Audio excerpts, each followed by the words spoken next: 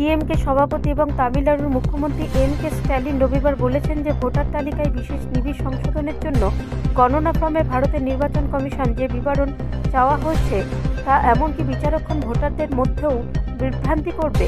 Mister Stalin, যিনি নিজে একটি এসআইআর ফর্ম পেয়েছিলেন, তিনি বলেছেন যে আত্মীয়দের কাছ থেকে চাওয়া তথ্য বাবা মা, ভাই বোন, স্বামী না স্ত্রীর নামে উল্লেখ করা হয়েছে কিনা তা স্পষ্ট নয়।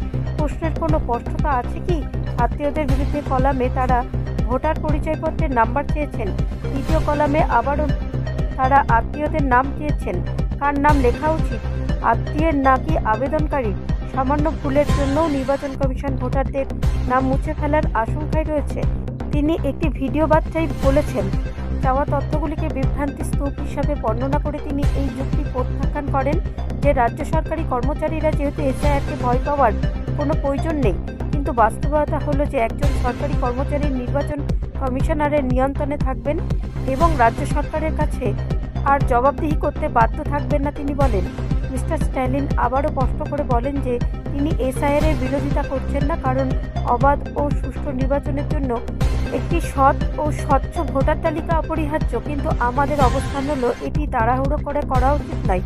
কংগ্রেস নেতা রাহুল গান্ধী ব্যাখ্যা করেছেন যে কিভাবে কেন্দ্র ক্ষমতাসীন বিজেপি নির্বাচন কমিশনারের সহায়তায় ভোটার তালিকায় গুরুতর জালিয়াতি করছেন। কেরালার মুখ্যমন্ত্রী পিনারাই বিজয়ন এবং পশ্চিমবঙ্গের মুখ্যমন্ত্রী মমতা বন্দ্যোপাধ্যায় এসআইআর-এর বিরুদ্ধে। মুখ্যমন্ত্রী বলেন যে এসআইআর শুরু হওয়ার পর থেকেই ডিএমকের সদস্যরা যে সমস্যাগুলির মুখোমুখি হচ্ছে তা দলীয় নেতৃত্বের নজরে এনেছেন।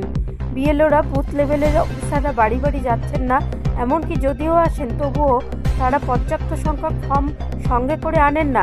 একজনই আরও নির্বাচন নিবন্ধন কর্মকর্তা কিভাবে একটি নির্বাচনী এলাকায় 3 লক্ষেরও বেশি ফর্ম বিতরণ করতে পারবেন এবং প্রতিক্রিয়াটি সম্পূর্ণ করতে পারবেন, তিনি জিজ্ঞাসা করেন। মিস্টার স্ট্যালিন বলেন যে নির্বাচন কমিশনারের 7ই ডিসেম্বর খসড়া তালিকা প্রকাশ করার কথা থাকলেও নির্ধারিত সময়ের আগে এটি সম্পূর্ণ করতে সক্ষম হবে কিনা তা অনিশ্চিত।